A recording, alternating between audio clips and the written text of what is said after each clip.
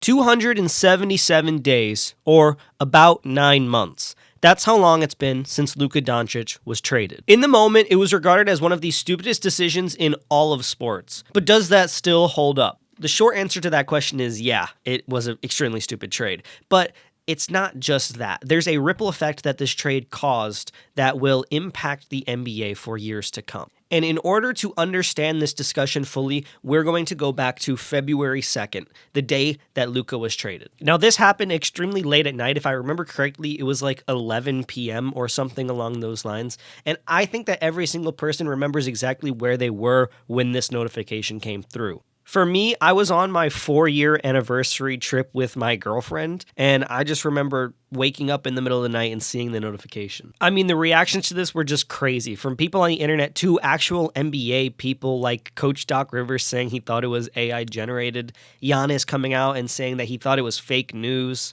And this was just the general, popular consensus of this trade. It made no sense to anyone. I remember waking up, driving home to my house, which was like a 3-hour drive, and just listening to podcast after video of why this happened, if anyone had a clue, and nobody did.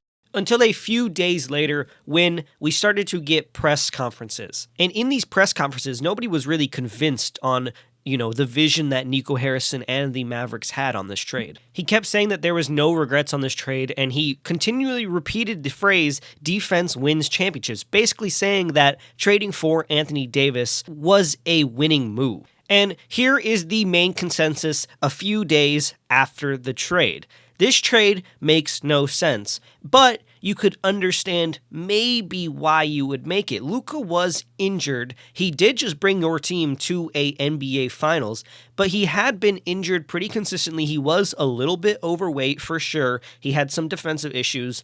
Also, on the flip side of that, he was the 3rd or 4th best player in the NBA for at least 2 years, you could say. Also had every single year All-Star except for his rookie year, which is very rare.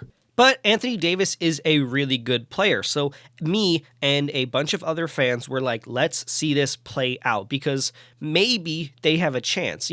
Honestly, in the back of my mind, I was like, they do not have a chance at all. And this is a stupid trade that will bite them in the butt. But ultimately, I gave them a little bit of leniency. Now let's flash forward a little bit to the first game that each of them played on their new teams. Luka Doncic was inactive for a little bit after this trade. But when he came back on the 10th of February, he did not look that good. He looked a little rusty. I think he came out of the gates with 14 points, shooting 5 or 14 from the field. Not looking that good. Kind of almost proving Nico Harrison right. He did look out of shape, although, he was injured for 3 months. Now, on the flip side, Anthony Davis also was a little bit injured right out of the gate of the trade. But the first game that he played against Houston, he looked extremely well. He dropped 26 points on 10 of 18 shooting, although he got injured right away. He then missed 10 games in a row after that, already marking off everything that people were saying about him and the trade. You traded a injury-prone star in your eyes for another injury-prone star. Now, slowly throughout the rest of the season, Luka Doncic played better and better, more like the player that we knew him for. And Anthony Davis came back and looked just okay. The Lakers ended up losing in the first round, and the Mavericks ended up not even making the playoffs. Now, let's jump forward a little bit into the offseason. Remember what I just said about the Mavericks not making the playoffs? Well, they got the number 1 overall pick. In a extremely weird draft, they got Cooper Flagg. Now, let's take a break from talking about all of this stuff and talk about the conversation that was being had about Luka Doncic and the trade. People in Dallas were pissed. I mean, there were, coffins outside the arena. There were candlelit prayers about this team. People were dismissing their fan base or their fanmanship or whatever. People were still extremely mad about this trade, even going into the offseason. Now, when they got Cooper Flagg, did it subside a little bit? I still think the popular consensus was that Cooper Flagg, while, it wasn't Luka Doncic, it is a okay consolation prize for that Luka trade. For Mavs fans, they missed Luka a lot, but at least they have something to look forward to because popular consensus was Anthony Davis was not that person to look forward to. And while Nico Harrison and the entire Mavs front office believed that they could win a championship, no one else did. Now, going back to the offseason, the Lakers made a few key moves. While they lost Dorian Finney-Smith, they picked up people like Jake LaRavia, Marcus Smart, DeAndre Ayton, people that could help their team. And the Mavericks did ultimately nothing. And they were coming off of already a stupid trade with the Luka Doncic trade, and they traded Quentin Grimes for Caleb Martin, who did not do anything for them, and Quentin Grimes looked like an amazing player for the Philadelphia 76ers, and he still looks great this season. So going into this season, I was going to make a video on the Luka trade, but I decided to pause it. I wanted to see what this season looked like, because realistically, we had no clue what each team was going to look like. Now, lucky for me, we're about 8 to 9 games into the NBA season, and both of these teams are in the same conference, so we can directly look at both of these teams and compare them to each other, and that's what I'm going to do right now. The Lakers, hey, through 9 games, number 2 seed, 7-2. They are looking amazing. I just made a video, so I won't talk very heavily on them right now. Go check out my previous video. The Mavericks, 15th seed, tied with the Pelicans, 2-6. Now, something that I didn't mention in the initial reactions was Nico Harrison came out and said that we are focused on this championship window. And a lot of people had the conversation of when that was.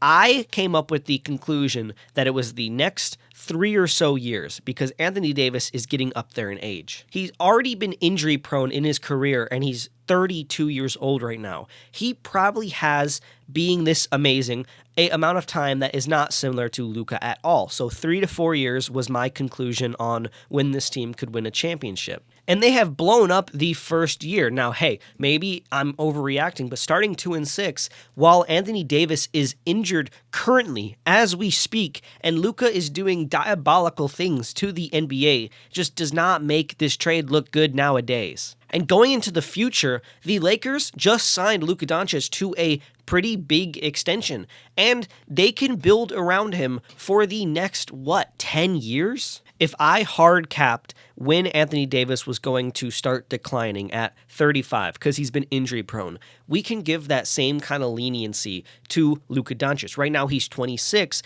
so we have about 8-9 years before he starts declining. So I've laid out this entire picture for you guys, and now I want to have a conversation about the future.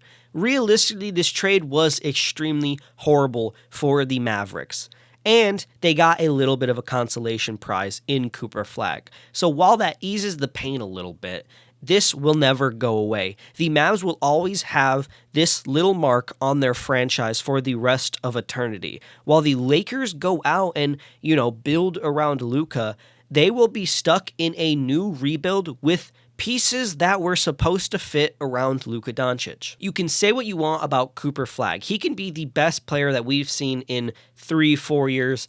I don't think he's going to be Luka Doncic. I don't think that he can have the potential to be a top 2 guy in the league at any given moment. And I would love for him to prove me wrong. But Luka Doncic has showed us that he can be that guy. I mean, let's just think about the best players in the NBA right now. There's only a few names that come up. Jokic solidified himself. Shea solidified himself. Giannis solidified himself. And then Luka, who has solidified himself. The only other name that's really up there currently is Victor Wembanyama, because everyone understands the potential that he can have. And Cooper Flagg is nowhere near Wemby potential. So what are my closing words for this video? Right now, we are at the 9-month mark, and I can guarantee I will come back to this video at the end of the season, and I will have worse things to say about the situation for the Mavericks. I have a video in the works right now talking about how I think Luka will be the MVP, and I also list out my other picks for MVP and give a case for why or why not they could win the award. And for Luka, the only reason I have for him not winning the award is it scares me a little bit on how much he's resting this early in the season. But if he reaches the amount of games needed for the award, he is going to win it. I can call it right now. This season, Luka Doncic, if healthy, will win the MVP award. And looking at the Mavericks, they will probably end this season back to where they started in 2019, back at the bottom of the leaderboard with a promising young star and a team full of people who don't really fit around him, who are getting a little too old, talking about Klay Thompson. And let me leave you off with this. Next year, they basically don't own their first round pick. 1 or 2, they own. And realistically, what are the odds that they get this again? I can tell you what the odds are because I'm a Pistons fan. My team was at the bottom of the leaderboard for like 2-3 years straight, and we got the 5th overall pick 2 of those years. So if they get anything lower than 2, 3, 4, 5, any of those 3 numbers or below, this pick will go to Charlotte. And I'm personally really excited to see what goes on. Because if they lose consistently at the rate that they're losing right now throughout the rest of the year, and we get to the draft and they get the 4th overall pick in the NBA draft or something along those lines, and they lose their pick to the Charlotte Hornets, there will be some horrible, nasty conversations we need to have about this franchise and their future. This is a little bit of a different video than I make normally. I hope you enjoyed. I'm back to my fun, kind of healthy content, but I really wanted to talk about this, and I didn't really see a better time because I was reading some articles that came out today, and I wanted to make this video like 2 months ago, but just wanted to wait until we actually saw both of these guys on the court and both of these teams play their first like 10 games or so. So if you liked the video, subscribe, like, and comment, and peace.